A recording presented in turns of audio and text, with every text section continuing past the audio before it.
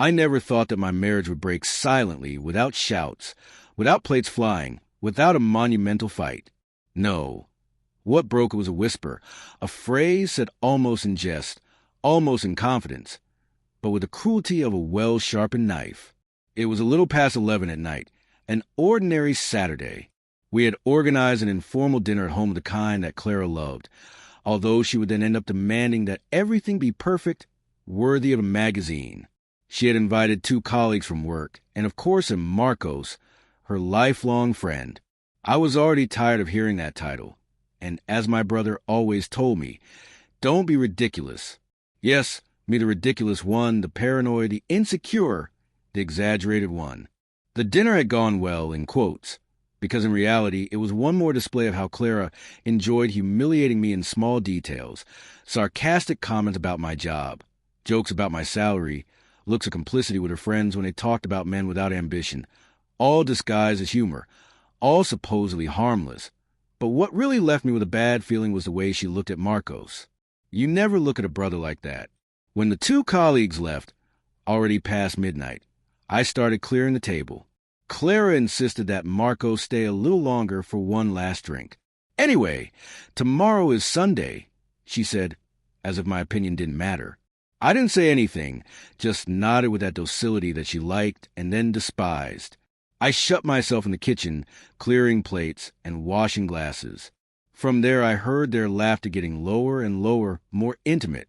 From time to time, Marcos would let out a guffaw and Clara would shush him. Andres is going to hear us. And then more laughter. At one point I noticed that the living room had gone silent. That kind of strange, dense silence that doesn't fit after so much laughter. I dried my hands with the cloth, and I don't know why I walked to the hallway. The living room door was ajar. The dim light made the shadows stretch on the walls. I took 2 steps, and there they were. Clara was very close to Marcos, almost pressed against him. He was holding her by the waist as if he had rehearsed it. She had placed a hand on his chest and was looking up at him with that smile that she hadn't given me in years. He whispered something in her ear. She laughed and rested her forehead on his neck. I stood still, rooted to the floor, and then she said it. If I had married you, today I would really be happy. Not like with him. The words stabbed me in the chest before I could process them. I felt the blood rush to my face, the buzzing in my ears, as if suddenly I had lost part of my hearing and balance. I leaned on the doorframe out of pure inertia. Marcos laughed nervously. Don't say that, Clara, he whispered, although he didn't sound very convinced. Then you complain that I exaggerate things. She shrugged as if she were talking about a neighbor, not her husband. It's the truth. Andres is comfortable, useful. But you, and she buried her face a little more in his neck. You were the right choice. Then came the long, slow, intense hug. It wasn't a friend's hug, nor a sibling's one, nor colleagues. It was one of those hugs that 2 people give each other who know perfectly well that they are crossing a line and don't care. I saw them hug and felt everything inside me break with a silent crack. I don't know how long I stood there watching. It could have been 10 seconds or 5 minutes. Time warp became thick. I only remember one idea repeated over and over in my mind. This can't be happening. It can't be real. But it was. I forced myself to step back slowly, without making noise. I returned to the kitchen with my heart about to jump out of my mouth. I turned on the faucet and let it run just to cover any noise of footsteps, of kisses, of whatever might come next. I gripped the sink as if my life depended on it. When Marco said goodbye, I was already sitting at the table with the laptop open, pretending to work. He poked his head through the door. Andres, thanks for the dinner, brother. Everything was delicious, brother. I had to swallow the bile before responding. You're welcome, Marcos. Whenever you want. Clara walked him to the door. I heard a text me when you get home in a low voice. Then the click of the lock. Minutes later, she appeared in the kitchen with that tired superiority face. You're still awake. I thought you'd be asleep by now. I looked at her and knew that would be the beginning of the end. I looked at her leaning on the doorframe, arms crossed, with her makeup a bit smudged, but still perfect in her own eyes. I had never seen so clearly who my wife was, as in that instant a superb actress who had been playing the role of exemplary woman for years, while placing me as a backdrop. Yes, I'm still awake, I replied, trying not to let my voice tremble. I was finishing some work things. She approached the counter, took a clean glass, and poured herself wine as if the night was just beginning. Oh, Andres, always with work things. She sighed. That's why you're stuck where you are. You lack ambition. Ambition! The word made me nauseous. The man who was hugging her 10 minutes ago must be very ambitious for her. Did you have fun? I asked, watching her out of the corner of my eye. She smiled automatically. Obviously. Marcos always livens everything up, she answered, taking a sip of wine. Good thing I invited him. Otherwise, this dinner would have been a wake. This dinner in which you insulted your husband the whole time. I thought, but I kept quiet. I didn't want to argue. Not that night. Not when I still felt the echo of her words with Marcos piercing my chest. Your friends also seemed delighted with him, I said. Testing the waters, Clara shrugged disdainfully. My friends are envious. If there were 3 more like Marcos, I wouldn't be married. When she stopped for a second, measuring what she was going to say with a man so conformist. Not with me. I thought she wouldn't be married with me. She looked at me as if waiting for me to react, to confront her, to give her an excuse to unload venom. But I didn't. I wasn't going to give her that satisfaction. I'm going to sleep, I said, finally closing the laptop. Tomorrow I have things to do. Sure, your things, she repeated, raising her eyebrows. Go, I'll clean up here.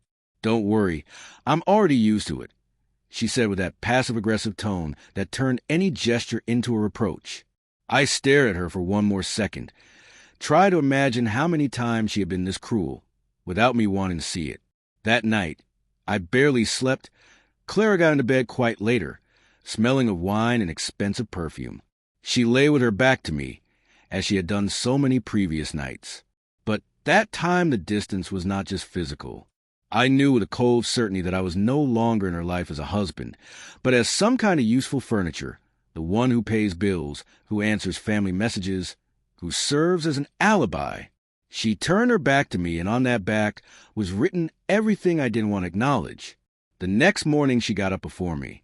When I got to the kitchen, she was already with her phone in hand, smiling while typing something. She had an untouched coffee cup in front of her. Good morning, I said, dragging the chair. She startled a bit and quickly locked the screen. Morning, she replied without looking at me. Don't make noise. My head hurts. That happens when one has too much fun. I let out without thinking. She looked at me over the cup with that superiority expression I also knew. And now what? Are you going to start with your ridiculous jealousy? She huffed. I saw you last night. You were serious, as always. Sometimes I feel like I'm married to a grandfather. If you knew what I saw, I thought. Clara left the phone face down on the table, as if that gesture was enough to hide everything. That damn device had become her extension, her refuge, the bridge to another life where I didn't exist. For the rest of the day, things followed their normal course, that is, her bossing, me adapting. Hurtful comments about my clothes, about my old car, about how people our age are already in another league, while looking at photos on Instagram of couples traveling, posing in hotels that I couldn't afford. But now every comment fit into a bigger puzzle. I remember the last few weeks, the unforeseen meetings, the late arrivals, the overly long showers as soon as she entered through the door, the giggles in front of the phone. I had seen it all, but had justified it like an idiot. In the afternoon, when she went out for coffee with the girls from work, my heart was no longer willing to keep turning a blind eye. As soon as she closed the door, the silence of the house became almost aggressive. I stood still for a few seconds in the hallway, listening to the sound of her heels fading away. Then my gaze slowly went to the living room side table. Her laptop was there open, without a password. They had laughed so many times at me for being too trusting, that for once I decided that my trust was not going to be my downfall. I approached with sweaty hands and sat in front of the screen. I felt guilt, I admit it, but stronger than the guilt was the anguish and the echo of her phrase in the night before stabbing over and over in my head. If I had married you today, I would really be happy, not like with him. I opened her WhatsApp web. I knew that from that moment, there would be no turning back. The cursor blinked on the white screen, as if staring at me accusingly. I had cold hands, but my heart pounding wildly. I opened the chat history and saw what I already expected. Although deep down I still wanted to deny it, Marcos was among the first conversations with his name accompanied by a small heart, not a friend emoji, a red heart. I clicked. The chat opened like a door that no one wanted me to cross. The first thing I saw were photos, selfies of Claire in the office bathroom with tight blouses, red lips, poses that she never had with me, photos in front of the gym mirror sweaty with the comment, "Look what you're waiting for and you keep behaving well." Below his messages, "What a beautiful woman. I let escape. I don't know how much I regret not having fought more for you." And her, "You are the one who has always been at my level." Marcos with Andres. "Well, security, Roof." But nothing more. I read that phrase twice. Security, Roof. That was it for her, a provider, a wild card. I scrolled up, looking for the origin of it all. The conversation had been going on for months. Months in which I had lived with a stranger inside my house, in my bed, in her head. There were messages about schedules. "Today I leave early. I'll stop by your department. Tell your husband the meeting ran long." As always, mockery messages. Today, he came with that horrible shirt again. I don't know how I'm not ashamed to go out with him. I swear that when he talks at family gatherings, I feel like I'm losing neurons. And he laughed. Poor guy. He doesn't know the level of woman he has beside him. Don't worry. It's not long now until we fix everything and you come with me. Fix everything. I felt a knot in my stomach. Further down, I found an audio from Clara. I hesitated for a few seconds before playing it, but I did. Her voice filled the living room, different from the one she used with me. Flirtatious, light, full of disgusting confidence. "Marcos, love," she started laughing. Today he almost found out. I arrived with my blouse misbuttoned, and that fool only asked if I was tired. Sometimes I think God made him so naive just so he never discovers us. I paused the audio. Fool naive. The words echoed like invisible slaps. I continued reading. I found plans. When I get promoted, I won't depend on his miserable salary anymore. I'm going to start saving money without him noticing. He doesn't even check the accounts. The best part is that he feels like a good husband. How ironic. There were even messages about my own family. Your mom wrote to me to invite me to lunch, but what a drag listening to her talk wonders about her exemplary son. If she knew that her little exemplary doesn't give his wife what she needs in bed, I felt a dense heat rise to my face. I saw myself in third person as a pathetic character that everyone laughed at behind his back. The final straw was a conversation from just 2 days ago. Marcos, what if today you tell him you're going to an after with colleagues and you stay with me? Clara, I can't abuse it so much. He's going to start smelling something. Better on Saturday after the dinner at home. That one is so blind that he could see us hugging and would still believe we're friends. There, I had to pull my hands away from a keyboard. He could see us hugging and would still believe we're friends. She had said it knowing exactly who I was to her, a convenient stupid. I closed my eyes and breathed deeply. For the first time in years, I stopped feeling pity for myself, and something different started to take shape, slow but firm. It wasn't uncontrolled rage. It wasn't just pain, it was something else. It was the idea that this time I wasn't going to stay still. The idea of not staying still stayed with me like a shadow. I closed the chat, but the phrases remained stuck in my head. I could have waited for her that same night and exploded, shouted, broken everything. But that would have been giving her what she expected. A dramatic scene where she could play the victim. No, she didn't deserve my loss of control. She deserved something much worse. To see her naked in her misery. To have that theater she enjoyed so much fall away. That afternoon, I made a simple and cold decision. I wasn't going to say a word to her yet. In the following days, I observed her with a calm that at first felt comfortable to her. She thought everything was still the same, that I was still the distracted, trusting, comfortable husband. She got ready more than ever. She went to meetings, to coffees with the girls, to see her mother. I nodded, even smiled. But inside, every outing was a confirmation, more that she was digging her own grave.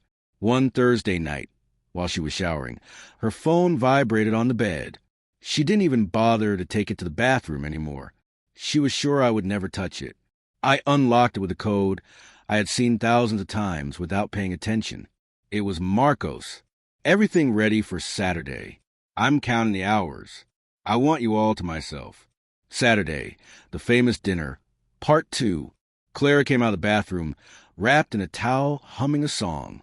When she saw that I had the phone in my hand, she gave a little jump. "What are you doing with my phone?" she asked, with a tense smile. It rang. I thought it might be something important. I replied, placing it gently on the bed. I waited to see panic. But what I saw was something worse than contempt. "Next time, leave it. There's no need for you to grab it," she said, like someone correcting a child. I nodded. "You're right, there's no need." When Saturday came, the house became the stage for her show again. This time without friends, just Marcos. It's more intimate. Clara said while putting on makeup in front of the mirror, "You know he appreciates you, but he gets shy in front of strangers." I smiled at the mirror. Sure, between brothers, better in private. She didn't notice the irony. I prepared the dinner with dedication. I set the table impeccably. I opened the good wine, the one I had been saving for months for a special occasion. It seemed appropriate. That night wouldn't celebrate what she thought, but it would undoubtedly be unforgettable. Marcos arrived on time with his usual smile, his effusive hug, his pats on the back. "Andres, brother, how are you?" I looked him in the eyes, knowing everything he had said about me behind my back, and returned the hug better than ever. During dinner, I let them talk, laugh, exchange looks they thought were discreet. I intervened little, but with serenity that started to make Clara uncomfortable. I noticed it in the way she watched me out of the corner of her eye, as if looking for the slightest sign of complaint. She didn't find it. When we finished dinner, I stood up naturally. "I'm going to get the dessert," I announced. They stayed in the living room. I heard their whispers, a low laugh from her, a "don't be silly" from those that really mean keep going. Instead of going to the kitchen, I went to hall cabinet, where I had a small external drive stored. I connected it to the living room TV, and with the remote control in hand, I returned. Clara looked at me confused. "And the dessert is coming," I replied. "First, I thought we could watch something together.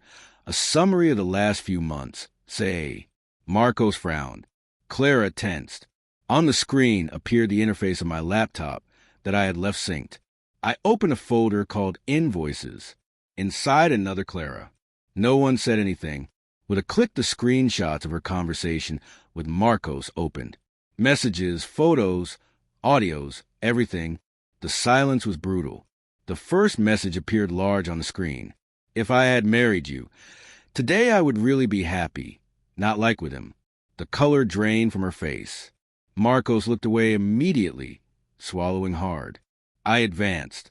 Photos of her in her bed, in the bathroom, in the elevator. Comments about my salary, my family, my body. Audios where they laughed at me, at my naivety, at how they could do anything in front of me. Because I never suspected. Clara took a step forward. "Andres, turn that off right now." She spat with a trembling voice. "You have no right to invade my privacy." I looked at her calmly. "Don't worry," I replied. "It's almost over." It's a very complete summary of how my wife used me as an ATM, social shield, and perfect excuse to sleep with her brother. Marcos tried to stand up. "I think it's better if I go." He didn't want to. "Sit down, Marcos." I interrupted without losing tone. "You are co-protagonist in this. At least you should see the full show." He sat back down rigidly, without looking at me. When the last audio ended, the living room seemed like another place. The air was thick, and for the first time in years the silence didn't crush me. It crushed them. Clara broke the silence to speak. "All this you're taking out of context. You never." I raised a hand. "Don't bother. I'm not going to argue. I'm just going to tell you something. Clara, the comfortable husband, is over." I took an envelope from my pocket and left it on the table. "There you have the divorce papers. They are already prepared. Tomorrow I'm leaving this house. You are very ambitious. Well, good luck paying the rent alone, the car, and your romantic dinners." Her eyes widened. "You're going to leave me. she stammered, as if suddenly she were the victim. I smiled tiredly. No, Clara, I'm not leaving you. I'm just finally handing you the life you said you wanted so much without me. I looked at Marcos. And you, thanks. If anything I learned from all this, it's that I was lucky never to have been enough for you either. I headed to the door with her shouting behind me, insulting me, accusing me of being exaggerated, of traitor, of coward. For the first time I didn't stop. The door closed behind me with a dry thud. The night air hit my face cold, but clean. I didn't know what came next. I had no master plan, nor calculated revenge. I just knew one thing. I was no longer the man they could hug in front of while laughing at his blindness. Now, for the first time in a long time, I was simply myself, and that, surprisingly, was enough.